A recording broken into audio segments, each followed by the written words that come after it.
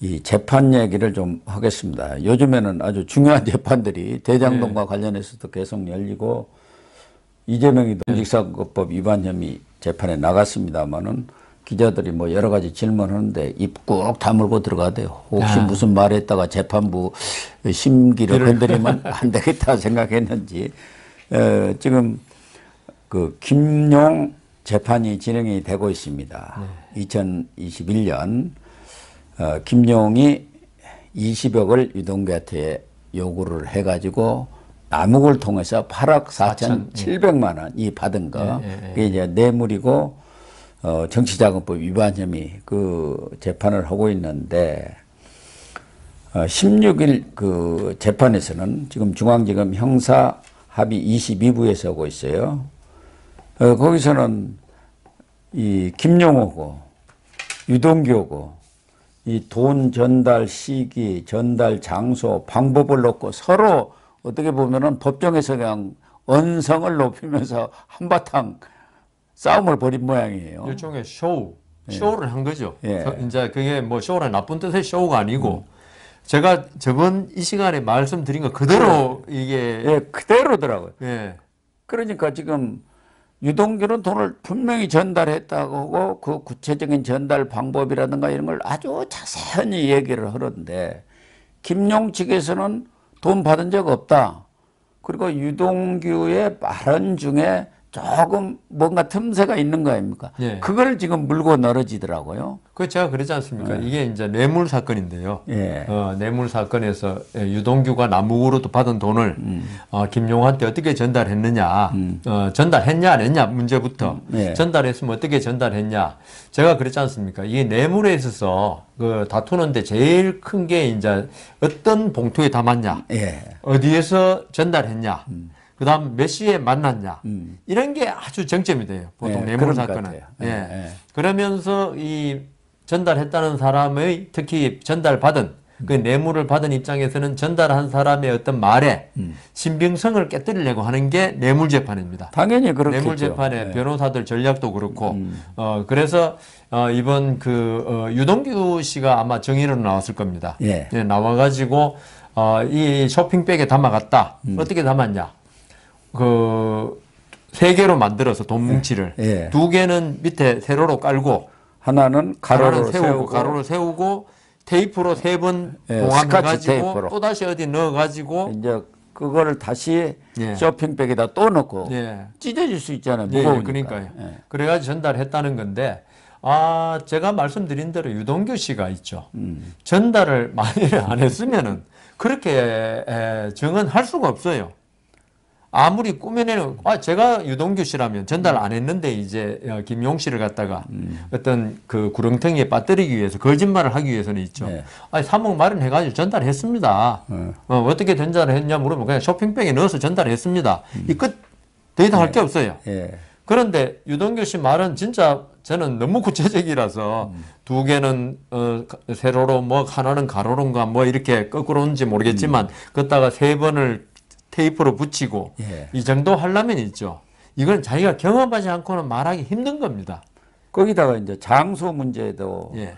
밤 10시에 만났고 그때 경기도청 그 도로인데 당신이 그 좌측으로 꺾어서 들어라고 했고 돈을 전달을 이 김용의 차에다 전달해 주었는데 차에 종이가 너부러지고 아주 지저분했다.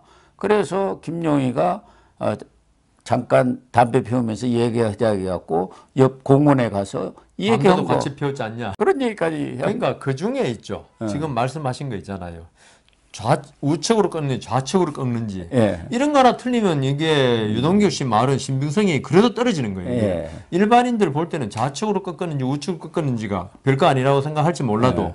이렇게 큰 사건을 담당하는 판사 입장에서는 있죠. 그거 하나도 유동규 씨의 증언의 신빙성에 대해서 판단하는 어떤 자료가 되거든요. 그다음 그 뭐 공원에 갔는지 안 갔는지, 그다음 담배를 피웠는지 안 피웠는지 다 중요합니다. 그리고 김용 씨 차에 뭐 쓰레기가 있었는지 없었는지 만일 없었으면 어떻게 할 거예요? 나중에 그 쓰레기 없었던 게 밝혀진다면 네. 김용 씨하고 사진을 찍어놨다면 네. 그러면 유동규 씨 말이 100% 신뢰할 수 없는 건 아니지만은 나중에 무죄가 나온다면 유동규 씨의 말은 믿을 수 없는 걸로 판사가 판결을 써요. 이 때문에 유동규 씨는 자기가 기억하는 걸 갖다가 진술할 수밖에 없고 예. 명확히 기억하는 걸. 그런데 이렇게 세세하게 했다는 거는 그 당시에 그런 일이 있었다는 겁니다.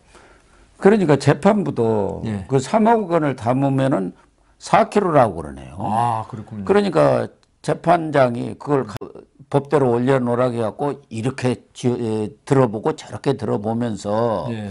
찢어지는지 안 찢어지는지. 그리고 유동규 씨가 800m를 차를 타고 가려다가 멀지 않아서 자기 집에 오고 800m를 걸어갔다 했는데 이렇게 들어보더니 뭐 이 정도 가지고는 충분히 걸어갈 만하네요. 또 이렇게 얘기를 하더라는 거예요. 아니 보통 성인 남성이 3kg 가지고 어떻게 그게 무겁다고 느끼잖아요. 4kg 가지고요. 네. 저는 뭐 더 무거운 거 들어봐죠. 그런데 그 정도로 재판장도 왜냐하면 지금 아까 말씀드린 바와 같이 김용씨 변호인들은 결국은 유동규 씨의 어떤 그 뇌물 전달 방법, 시기, 장소 여기에 대해서 지금 엄청나게 다투고 있기 때문에 법정에서 심지어 검찰 측에서 있죠. 뇌물 액수 제가도 그런 재판을 한번 경험했는데 300만 원을 전달했다는 게 있어요. 10,000원짜리 묶음 3개로 100장씩 3개로 직접 검찰이 가져오더라고요. 네. 3개를 가져와가지고 요만한 쇼핑백에 넣고 이게 찢어지나 안 찢어지나 또 한번 재판장이 보더라고요. 그러니까 어제 재판에서도 3억 원을 갖고 와 가지고 예. 그걸 다 시연을 했다는 거예요. 그러니까요. 그래서 재판장이 이제 보는 앞에서 그걸 시연함으로써 지금 제가 지금 판단하는 데는 유동규 씨의 말이 맞다고 재판장은 지금 판단하고 있을 겁니다. 그리고 제가 그랬잖아요. 유동규 씨가 전달했다 그러고 전 전달 안 받았다고 그러고 아주 진짜 치열하게 다투지만 결국은 유동규 씨 말의 어떤 그 구체성, 구체적인 부분에 있어서 진술을 맞다. 그걸 이야기하는 거 보니까 유동규 씨가 거짓말하는 것 같지는 않다. 그렇게 판단하고 있을 겁니다. 어제 또 논점 하나는 전달 시기. 이게 유동규 씨가 특정을 못 오고 6월 초라고 그랬단 말이에요. 네. 9일, 10일 뭐 이렇게 얘기를 했기 때문에 아니 돈을 그렇게 3억 원이나 전달하는데 김용 측에서는 어떻게 기억을 못 하느냐. 거기에 대해서 유동규 씨는 그때 우형제를 서로 맺었기 때문에 그걸 가지고 일일이 무슨 사진을 찍어 놓는다든가 메모를 한다든가 그런 걸 안 했다. 지금처럼 이렇게 되리라고는 꿈에도 생각을 못 했기 때문에 그 부분에 대해서는 자기도 정확하니 기억은 못 하겠다. 그렇죠. 언반이다. 맞습니다. 제가 볼 때 6월하고 9월 차이 이 정도면 이거는 거짓말일 수 있죠. 예. 차이가 워낙 나기 때문에. 예. 그런데 6월 9일이냐 10일이냐 이걸 어떻게 진짜 제가 재판하면서 보면요. 이 나쁜 짓 하는 사람은 오히려 기억을 잘해요. 왜냐하면 나중에 재판에서 써야 되기 때문에 써먹어야 되기 때문에. 그런데 사람이 자기는 이게 범죄라고 나중에 발각될 걸 전혀 생각하지 못하는 사람은 그런 거 관심이 없어요. 네. 제가 미국에서 실험한 걸 봤는데 어떤 여성이 무슨 화면 동영상을 보여주면서 빨간색 스커트를 입고 지나가고 뭐 여러 가지 상황이 많았어요. 자동차도 지나가고. 그래가지고 보여준 사람 대부분은 자동차에 대해서 관심이 있었거든요. 네. 그런데 그 자동차 옆을 어떤 빨간색 스커트를 입은 여성이 지나갔다고요. 나중에 그 여성이 무슨 색 입었냐니까 파란색, 회색 다 나왔어요. 그러니까 어떤 그 부분에 대해서 6월 9일이냐 10일이냐가 아주 중요하다고 생각됐으면 그리고 나중에 김용 씨가 재판을 받을 거로 생각되고 유동규 씨가 법정에 정의로 나간다고 생각했으면 적어놨을 겁니다. 아니 저희들도 뭐 지난주에 누구고 밥 먹은 거 그런 것이 그 수요일인가 목요일인가 몰라요. 지난주 거도 몰라요. 네, 기억을 못 합니다. 근데 이건 언제 겁니까 벌써? 그러니까 2년 전이 일 아닙니까 거의. 예. 그리고 자기들끼리 의형제 맺었는데 뭐 일일이 그러니까 그걸 이게 재판에 가리라고 누가 그때 생각했겠습니까? 유동규 씨도 이 사안이 지금 오늘날 이렇게 법정에서 정인까지 서리라고는 꿈에도 생각 못했을 거예요. 예. 그래서 물론 이제 그 정언이 일치하는 거 저는 오히려 유동규 씨가 있죠. 정언이 딱 6월 10일이면 10일 일치했다 그러면 그건 오히려 유동규 씨가 나중에 김용 씨를 갖다가 함정에 빠뜨리기 위해서 메모를 다 해놨다 의심을 하게 돼요. 저는 오히려 판사 때 재판할 때도 어떤 증언이 너무너무 그 세세한 데까지 일치하잖아요. 진술하고 이러면 그건 오히려 의심스럽다고 생각합니다. 왜냐하면 사람이란 게 자기 일이 아닌 거에 대해서 관심이 별로 없어요. 우리 보통 사람은. 그런데 이걸 갖다가 그때 나중에 재판 생길 걸 대비해서 다 적어놨다. 이거는 오히려 악의적인 가능성이 많아요. 오히려 모르는 사람이 모르고 그냥 대충 증언하는 게 더 맞을 때도 많아요. 그러니까 어제도 그 유동규 씨가 정진상, 김용을 강남 술집에서 뭐 100차례인가 얼마인가 접대했다는 그런 보도도 나왔잖아요. 네. 그것에 대해서도 김용희가 부인을 한 모양이에요. 그때 술 접대했다고 당신 이야기하는데 그때 아가씨가 누구냐 그러니까 모르죠 이름을. 그걸 어떻게 알아요? 그러니까 아니 접대만 한 거 아니고 2차를 여러 번 갔지 않았습니까? 그러니까 방청객에서 뻥 터졌다는 거 아닙니까? 웃음이. 그러니까 2차 가는 게 뭔지 알지 않습니까? 여성하고 2차 나갔다 이거죠.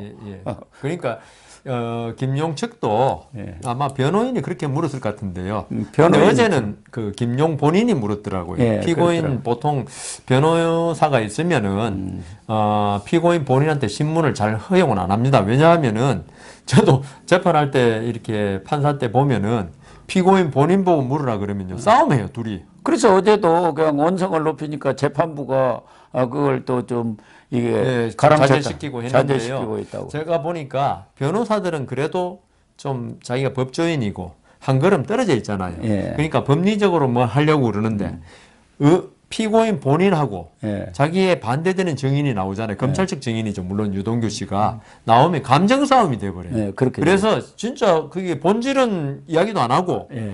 딴 거 가지고 싸우는 바람에 법정이 엉망이 되는 거예요. 그래서 될 수 있으면은 이렇게 해야죠. 피고인이 물으려 할 때도 변호사를 통해서 물으십시오. 예. 그러면 피고인이 자기 변호사한테 이거 좀 물어주십시오 하는데 어제는 아마 그 김용 씨 이 사건이 제가 몇 번 말씀드린 대로 주목을 많이 끄는 사건이고 그다음 제1야당의 대표와 관련된 사건이고 하니까 재판부로서도 진실을 밝히는 데는 피고인 본인이 물어도 묻는 것도 괜찮겠다 허용을 했는데 결국은 싸움으로 가는 거죠. 결국 지금 양측의 주장이 완전 정반대이다 보니까 그렇다고 해서 무슨 사진을 찍어놨다든가 뭐 그런 것도 없지 않습니까? 그러면 재판부는 이런 증언들을 보고 듣고 또 제출된 자료들을 보면서 판단할 수밖에 없죠. 그렇죠. 이거는 그때 돈이 뭐 수표로 사실 가고 이랬으면 수표 뭐 번호 추적해보면 나오고 그다음 계좌 이체는 절대로 뇌물은 계좌 이체가 없습니다. 수표도 없고 그렇죠. 오로지 거의 현금이고요.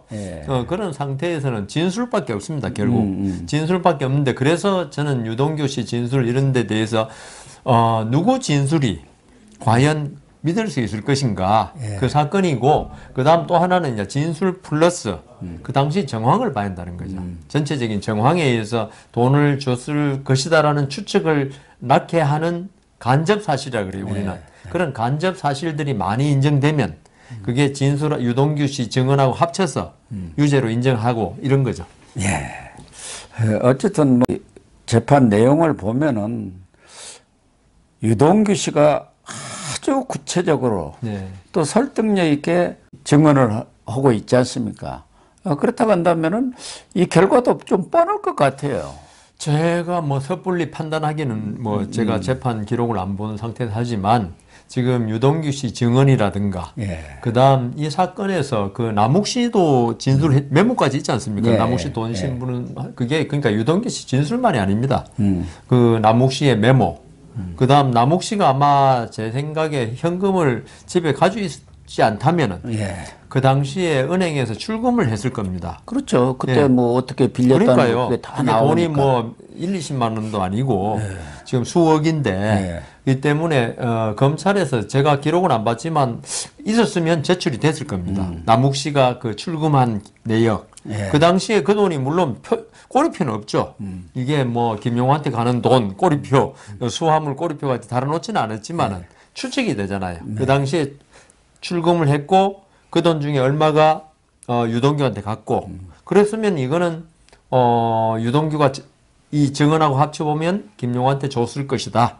이런 게 추측이 되는 거죠. 형사가 그런 거지 뭐 확인서 쓰겠습니까? 김용 씨가 나 돈 받았음. 그렇죠. 그런 건 없습니다. 예, 일단 뭐 그렇게 될 것 그래서 같습니다. 아까 물으신 거 답을 못했네. 그래서 지금 생각에는 그런 남욱 씨의 출금 내역 이런 게 많이 확보돼 있다면 거의 유죄로 되지 않을까 추측해 봅니다. 아무튼 뭐 김용 재판은 조만간 네. 이 결심이 이루어지고 맞습니다. 선고가 이루어질 것 같으니까 네. 진부가 판가름 날 것 네. 같습니다. 그렇습니다.